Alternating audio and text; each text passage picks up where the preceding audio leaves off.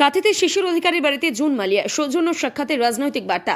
কাঁথিতে শিশির অধিকারীর বাড়িতে সৌজন্য সাক্ষাৎ করতে এলেন মেদিনীপুরের লোকসভা কেন্দ্রের তৃণমূল সাংসদ জুন মালিয়া।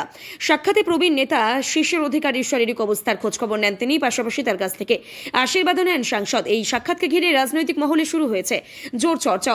সৌজন্য সাক্ষাতের পাশাপাশি দীর্ঘক্ষণ বিভিন্ন বিষয় নিয়ে কথাবার্তা হয় বলে জানা গিয়েছে।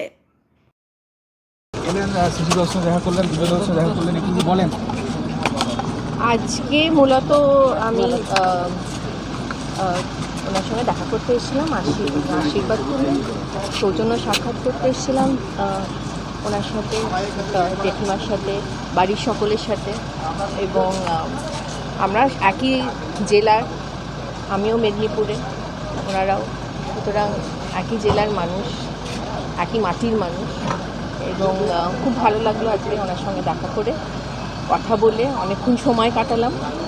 এবং আবারও আসবো, জগদ্ধাত্রী পুজোর দিন আসবো আবার। যদি দুর্গাপুজোর সময় তো ডেফিনেটলি, জগদ্ধাত্রী পুজোতে তো অলরেডি বলাই হয়েছে, না এলে মন খারাপ হবে। কন্টেন্ট আন্দোলনের পুজো তো কলকাতার সঙ্গে পাল্লা দিয়ে, একদমই, সেই জন্য বাড়ির বৌমারা বলেছে যে দুর্গাপুজোতেও আসতে হবে টাইম করে, বাট জগদ্ধাত্রী পুজোতে আসা চাই। সুতরাং আমি ডেফিনেটলি আসবো। পুষ্পাঞ্জলি দেন সুরেন্দ্র দা এখানে নান্দনিকে, হ্যাঁ, পুষ্পাঞ্জলি দেন উনি অষ্টমীর দিন। আপনি তার মাঝে আসবেন? দেখা যাক, মায়ের সবটাই মায়ের ইচ্ছের ওপর এখন। কী বললেন শিশুরাও বললেন যে ভালো করে কাজ করো, তুমি ভালো কাজ করো এমনিতে, সুতরাং ভালো করে কাজ করো, এগিয়ে যাও। খুব মন ভরে, প্রাণ ভরে উনি আমাকে আশীর্বাদ করেছেন, তার জন্য আমি ধন্যবাদ। কাজ করতে গিয়ে কোথাও কি অসুবিধা হচ্ছে এরকম কোনো যায়নি? সরি, কাজ করতে গিয়ে কোথাও আমার আপাতত কাজ করতে গিয়ে কোনো অসুবিধা হচ্ছে না। আমাদের অনারেবল সিএম দিল্লিতে যখন আমাদের সঙ্গে দেখা হয়েছিল, উনি এটাই বলেছেন যে আমাদের কারোরই কোনো কাজ করতে বা মানুষের কাছে পরিষেবা পৌঁছে দেওয়ার ক্ষেত্রে কোনো অসুবিধা আমাদের হবে না। এবং তিনি সেটা পার্সোনালি টেক কেয়ার করছেন, যাতে আমরা যখন যাব মানুষের কাছে বা পরিষেবা দিতে, আমাদের যেন কোনোভাবেই কোনো অসুবিধা না হয়, সেটা উনি বারবার এটার উপর উনি স্ট্রেস করছেন। এবং আজকেও আমি এসেছি, আমার তো দিব্যেন্দুবাবু আমার এমএলএ এগরার, আমরা এখন যাব।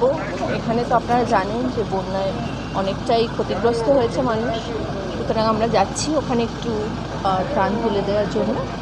আর মেদিনীপুরে নারায়ণগড়, দাঁতন আর কেশিয়ারি কিছুটা ক্ষতিগ্রস্ত হয়েছে। আজকে আমার রমাগিরির সাথে কথা হয়েছে, দাঁতনের বিধায়ক এবং কেশিয়ারি বিধায়কের সঙ্গে, ভদ্রহেমব্রম অজিত জানার সঙ্গেও কথা হয়েছে। সুতরাং যাব, নেক্সট উইকে যাব, কারণ আমার একটা স্ট্যান্ডিং কমিটি ট্যুর পড়ে গেছে, সেটাও যেতেই হবে 26 তারিখে। 26 তারিখে আমি ফিরবো, আমি 23 তারিখে চলে যাচ্ছি। তারপরে 28, 29-এর মধ্যে আমি ডেফিনেটলি মেদিনীপুরের অধিকটা করবো। বলছি, এখান থেকে তো ঘুরে গেলেন, শুভেন্দুবাবুকে কী বলবেন এটা নিয়ে? আজকে অন্য মেজাজে এসছি, একটা পারিবারিক ব্যাপার ছিল আজকে। খুব সুন্দরভাবে যে হসপিটালিটি যা পেলাম, সেটা